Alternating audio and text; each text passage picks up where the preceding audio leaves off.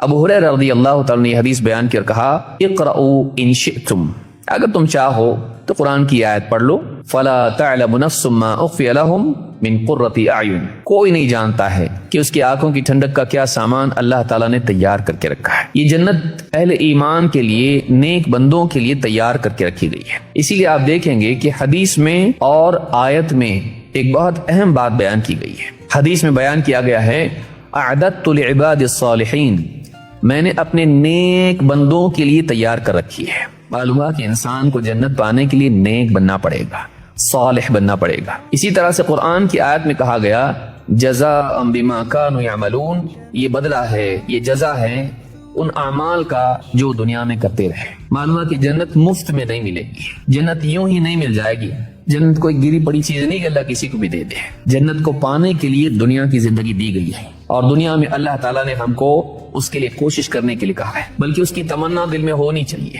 بدقسمتی سے انسان کے سامنے چونکہ دنیا ہی ہے، اس کی ساری تمنائیں، چاہتے، اس کے سارے ڈریمز اور ایمبیشنز جتنے بھی ہوتے ہیں وہ بس دنیا ہی سے جڑے رہتے ہیں۔ کیا چاہیے تو اس کے ذہن میں دنیا ہی کی چیزیں آتی ہیں۔ انسان کی چاہت کی پرواز اونچی ہونا چاہیے، وہ مکھیوں کی طرح زمین پہ ہی اڑتا نہ رہے، اس کی بلندی اونچی ہونا چاہیے، اس کی چاہت، اس کی طلب اونچی ہونی چاہیے۔ اللہ نے جنت تیار کر کے رکھی ہے، اب انسان صرف دنیا ہی کی چاہت سے اپنے دل کو بھر دے تو اس نے اپنے قد کو چھوٹا کیا، اس نے اپنے آپ کو اونچائی سے نیچے گرایا، جبکہ اونچائی کا دروازہ اس کے سامنے کھلا ہوا تھا۔ وہ اعلیٰ کی طلب کر سکتا تھا، وہ اعلیٰ کے لیے دوڑ سکتا تھا، لیکن پست ہمتی کی وجہ سے وہ کم پہ راضی ہو گیا۔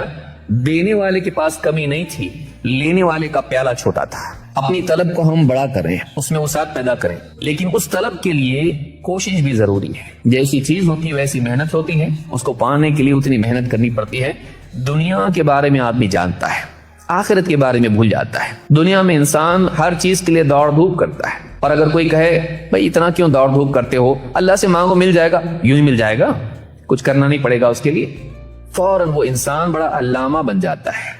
دنیا کی حقیقت اور دین اور کوشش کی اہمیت اس کو سمجھ میں آتی ہے، بلکہ سمجھ جاتا ہے، لیکن جیسے ہی جنت کا معاملہ آتا ہے آدمی دعاؤں پر اکتفا کر لیتا ہے۔ بھائی میرے لیے دعا کرو اللہ جنت میں ڈال دے، میرے لیے دعا کرو اللہ جنت میں ڈال دے۔